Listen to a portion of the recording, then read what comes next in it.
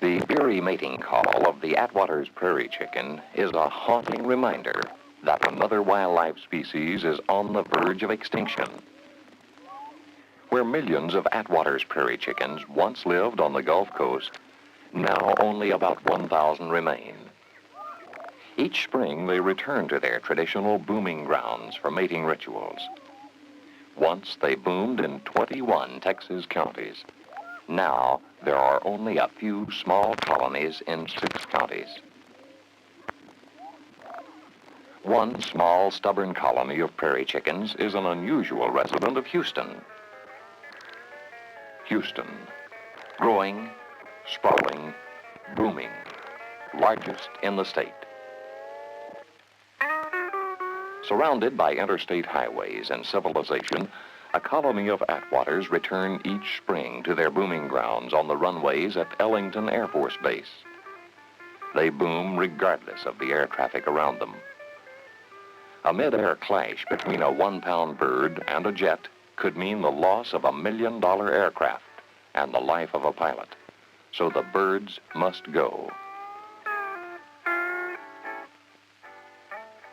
Several agencies cooperated in trapping and moving the rare birds to a less hazardous location.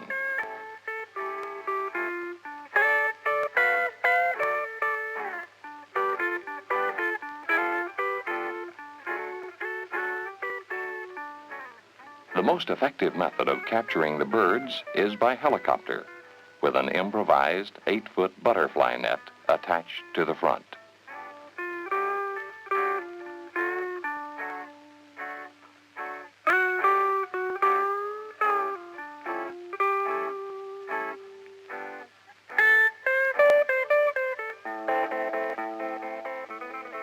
The pilot must place the net over the chicken.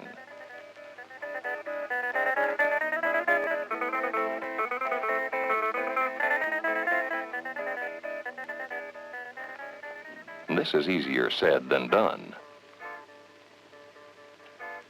The chase lasts at least 10 minutes per bird and covers as many as 5 miles.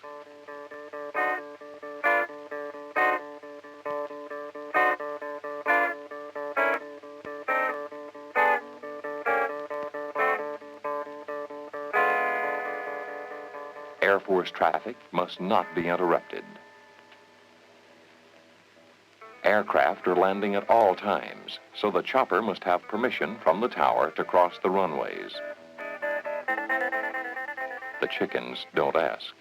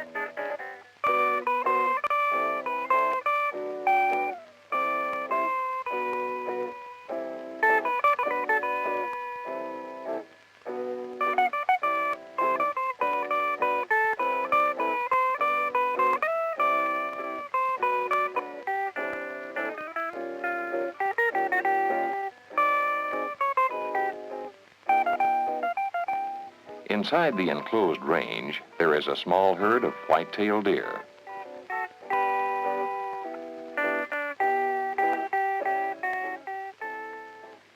Waterfowl take advantage of potholes and drainage ditches. Deer and waterfowl will move ahead of and away from advancing civilization. But the Attwater's prairie chicken will neither move nor adjust willingly.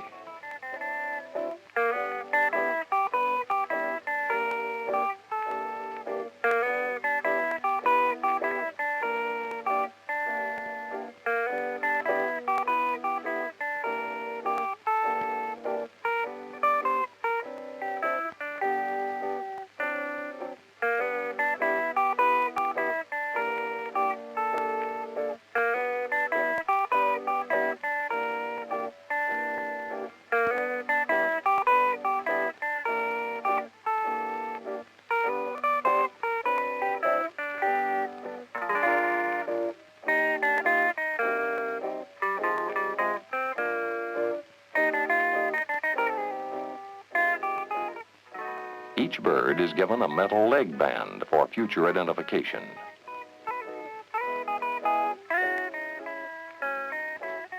The Attwater is nervous and extremely wild. To prevent excessive strain, stress, and injury during the roundup, the birds are airlifted out daily.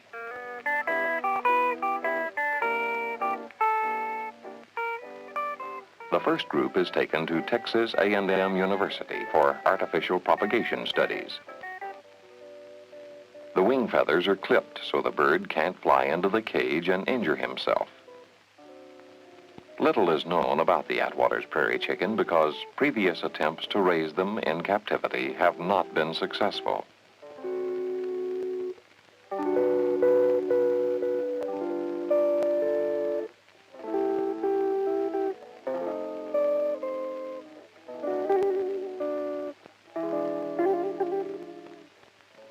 Unlike other prairie chickens, the Attwaters have not been able to adjust to confinement.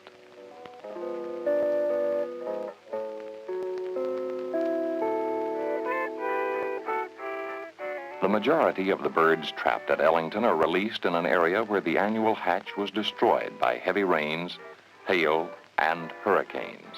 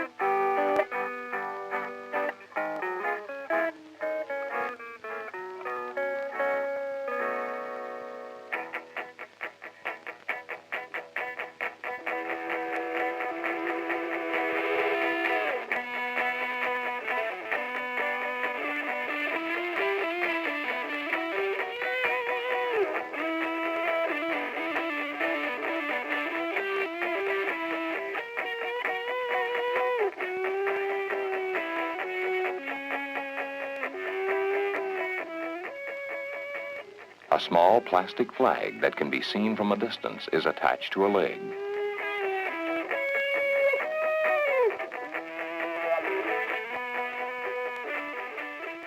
Later, the biologist will observe the bird in his new surroundings.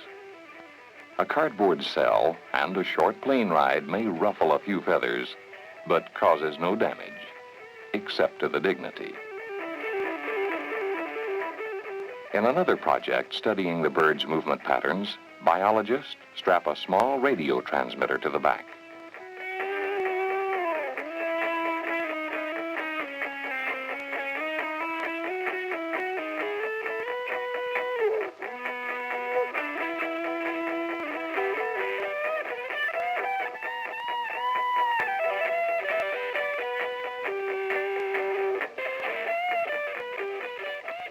If we are to save the Attwater's prairie chicken, we need to know where it travels and what type of habitat it prefers.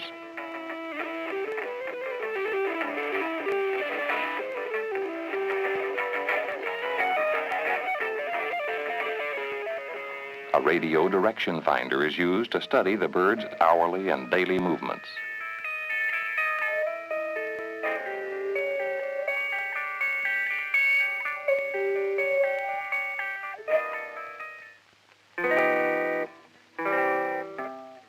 Howard Dodgen and Dr. Jim Dodd of Texas A&M have an Attwater's prairie chicken experimental project at the World Wildlife Refuge between Eagle Lake and Sealy.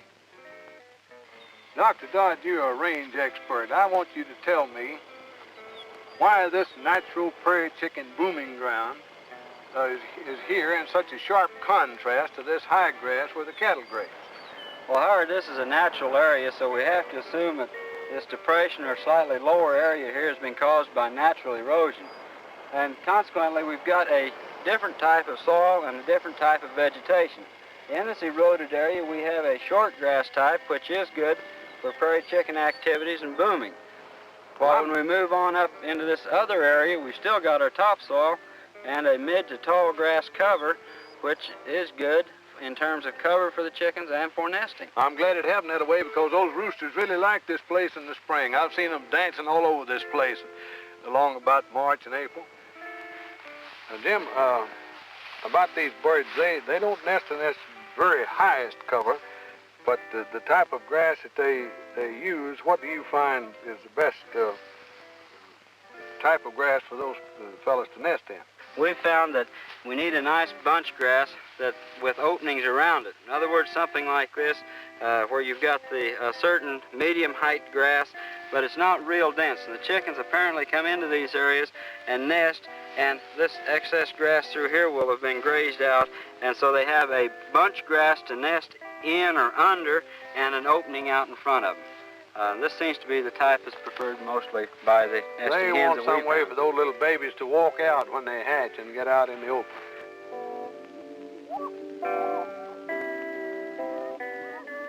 The key to the survival of this cocky little chicken is habitat. He has certain requirements for food, water, and a place to hide. Without these, he cannot exist because he will not adapt. With conservationists and landowners working together and only slight modifications of land use, the Attwater's prairie chicken can live on 1 million acres of the Texas coastal prairie. It has been predicted that without help, they will be extinct before the year 2000. Wildlife is sensitive to changes in environment. The plight of the Attwater's prairie chicken is a stern reminder. How are we to ensure the safety and security of all mankind if, indeed, we cannot do it unto the least of these?